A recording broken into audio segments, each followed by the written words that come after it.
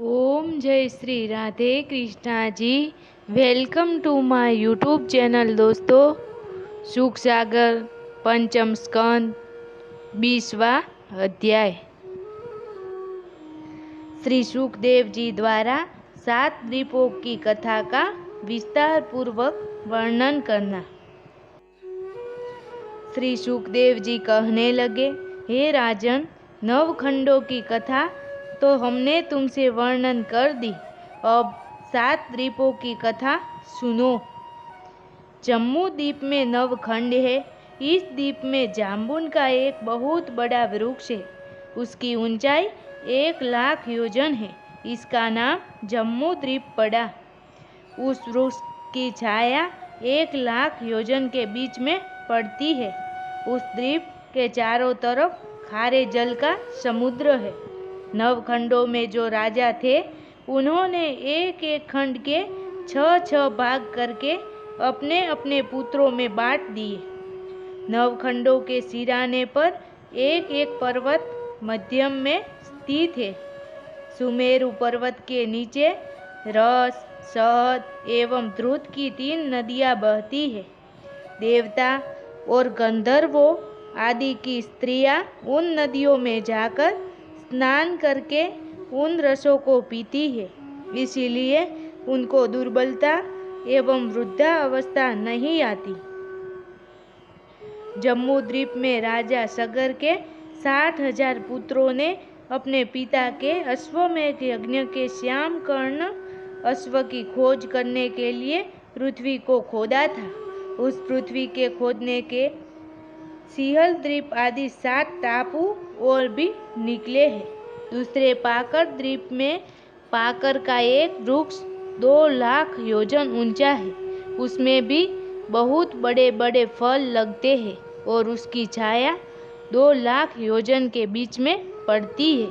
उसके चारों तरफ रस का समुद्र है। उस वृक्ष के नीचे पहुंचकर जो कोई वस्त्राभूषण, भोजन एवं धन आदि जिस वस्तु की अभिलाषा करता है, उसे वह तुरंत ही उस वृक्ष द्वारा प्राप्त हो जाती है। उस द्वीप में अमृत आदि के 7 कुंड है। तीसरा शाल्मली द्वीप है। वहाँ 4,00,000 योजन ऊंचा सम्मेल का वृक्ष है और उसकी छाया 4 योजन के बीच में पड़ती है। इसीलिए उसका नाम शाल्मली द्वीप पड़ा है। उस द्वीप के चारों तरफ 8 पर्वत है। उन पर्वतों पर पहुंचकर यक्ष एवं गंधर्व आदि गाना बजाना किया करते हैं। वहाँ उनके विहार करने के लिए सुंदर सुंदर तालाब, बगीचे और विहार भवन बने हुए हैं। उस द्वीप में सूर्य आदि 7 खंड है और उनके चारों तरफ मध से भरा हुआ सागर है। चौथा कुश द्वीप है। वहाँ 8,00,000 योजन ऊंचा क्रूस का वृक्ष है और उसकी छाया भी ऊंचाई के बराबर ही पड़ती है। इसीलिए उसका नाम कुश द्वीप पड़ा। उसके चारों तरफ द्रुत का समुद्र है।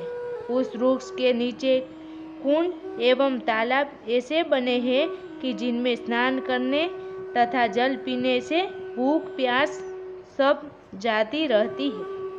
यदि वृद्ध एवं रोगी मनुष्य उसमें स्नान करे तो वह निरोग होकर हष्ट पुष्ट हो जाता है।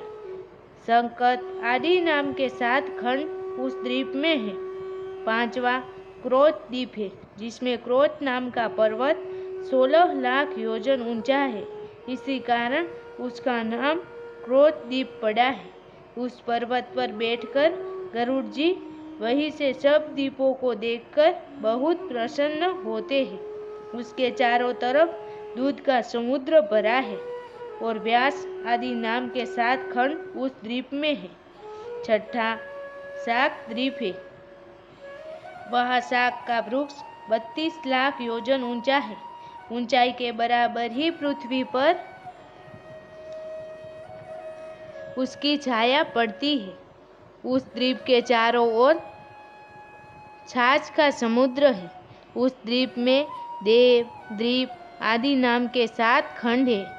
सिद्ध एवं तपस्वी जन उस वृक्ष के नीचे बैठकर श्री हरि का ध्यान किया करते हैं और उस वृक्ष के जड़े हुए पत्तों को खाने से उन लोगों की भूख प्यास शांत हो जाती है। 7वां पुष्कर द्वीप है। वहाँ एक कमल का वृक्ष 64 लाख योजन ऊंचा है और उसकी छाया भी उतने ही गहरे में पड़ती है।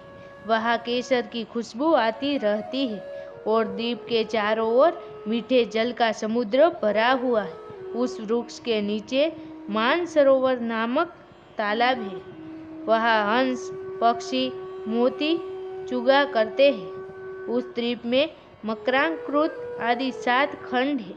ऋषि सुखदेव जी बोले, हे परीक्षित, राजा प्रियव्रत ने इन 7 द्वीपों के राज्य को स्वप्नवत मिथ्या जानकर त्याग दिया और श्री नारायण जी का स्मरण करके मुक्ति पद को प्राप्त हुए। ओम जय श्री राधे कृष्णा जी।